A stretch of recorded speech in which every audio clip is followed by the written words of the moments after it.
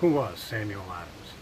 Samuel Adams was an unsuccessful businessman and tax collector, but he was most known for being a member of the Continental Congress, and he is considered one of the leaders of the protest movement against England's authority in Massachusetts. Samuel Adams coordinated Boston's resistance to the Tea Act of 1773. He also helped conceive the Boston Committee of Correspondence. Most notably, he is credited as being a key member and leader of the Sons of Liberty. Samuel Adams held a key role in resisting England's taxes, especially the taxes on tea. When Parliament passed the Tea Act of 1773, it would help the East India Company monopolize the tea trade in the colonies, and Adams knew it would hurt the profits of the colonial merchants. Samuel Adams did everything he legally could do to gain the support from the merchants, and the Tea Act would have the biggest effect on. The biggest thing he did to fight taxation without representation was the forming of the Boston Committee of Correspondence. Samuel Adams and 20 other Patriot leaders formed the first standing Committee of Correspondence in Boston, November of 1772. The object of the committee was to communicate with other British North American colonies in order to share methods of resistance to taxation.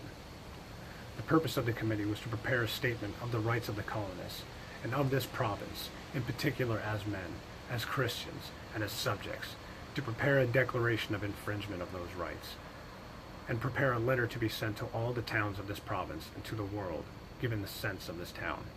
The first communication sent out of Massachusetts towns during this Committee of Correspondence was a list of grievances they had with Britain.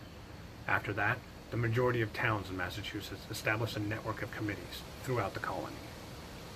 Samuel Adams is often credited as being the founder and leader of the Sons of Liberty. He organized a group in 1765 to protest the Stamp Act. Their motto was, "No taxation without representation." The Sons of Liberty's legacy to the history of the American Revolution was in December of 1773, when they orchestrated the Boston Tea Party. Although Samuel Adams did not participate in the Boston Tea Party, a professor named John C. Miller believes that he provoked the act. He stated that the ships had anchored in Castle Williams instead of the port of Boston, that they could have returned to England. However, when the first ship, the Dartmouth, anchored below Castle William, Samuel Adams and the Boston Committee of Correspondence ordered the ship to Boston. So who was Samuel Adams? Samuel Adams was one of the most celebrated leaders and statesmen of the independence movement. His coordination of Boston's resistance against the Tea Act of 1773 helped his decision to form the Boston Committee of Correspondence. And as he worked and met with the Loyal Nine, he is credited with being the founder and leader of the Sons of Liberty, whose legacy and history lies with the Boston Tea Party.